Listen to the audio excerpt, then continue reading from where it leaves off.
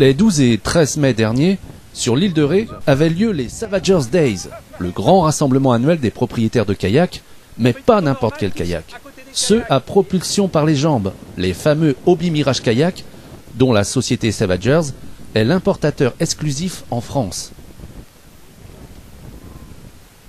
Au programme de ces 2 journées ensoleillées, les participants venus nombreux de toute la France ont découvert les côtes de l'île en s'adonnant à des randonnées et des sorties de pêche. Très agréable, beaucoup moins de vent qu'hier, un peu plus au large, il y a les clapots qui commencent à se former. On a vu du fiche, il y a eu quelques échos honnêtement, et voilà, il y a eu beaucoup d'orphies qui ont été sorties. Une de 80 notamment pour le collègue juste derrière là, et puis a priori un gros bar, donc c'est super, voilà. Aussi, des ateliers mis en place pour découvrir de nouveaux produits et accessoires ont remporté un vif succès. On y trouvait principalement des accessoires de rangement, canne à pêche, hameçons, leurres et autres sondeurs GPS, ainsi que de nouveaux produits comme ces chaussures-chaussons révolutionnaires. Ne sortez pas les cailloux, ça peut se mettre en dehors des activités nautiques, quelles qu'elles soient.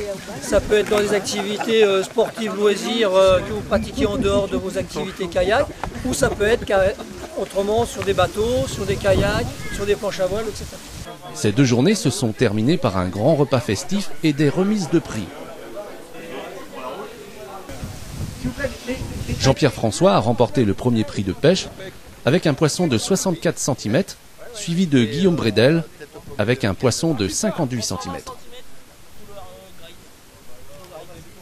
Le prix de la plus belle déco de kayak est revenu à Nicolas Grosel, aidé de Ludo Chapin. Quant au prix de la meilleure astuce, c'est Henri Bier, un personnage qui inspire le respect, pour la transformation de son kayak en bateau-vélo. Ce dernier a fait le choix d'abandonner les moyens de locomotion traditionnels. Celui-ci a d'ailleurs suscité la curiosité des participants et certains n'ont pas résisté à l'envie de l'essayer, à commencer par Alain Sauvager, le fondateur de Savagers.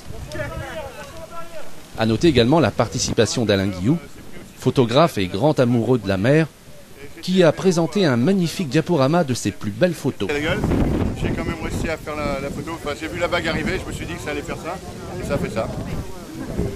Détente sur l'eau entre amis, convivialité, échange et partage, ce week-end a prouvé une fois de plus l'intérêt de se retrouver ensemble, et rendez-vous est donné l'année prochaine, cette fois-ci dans le golfe du Morbihan.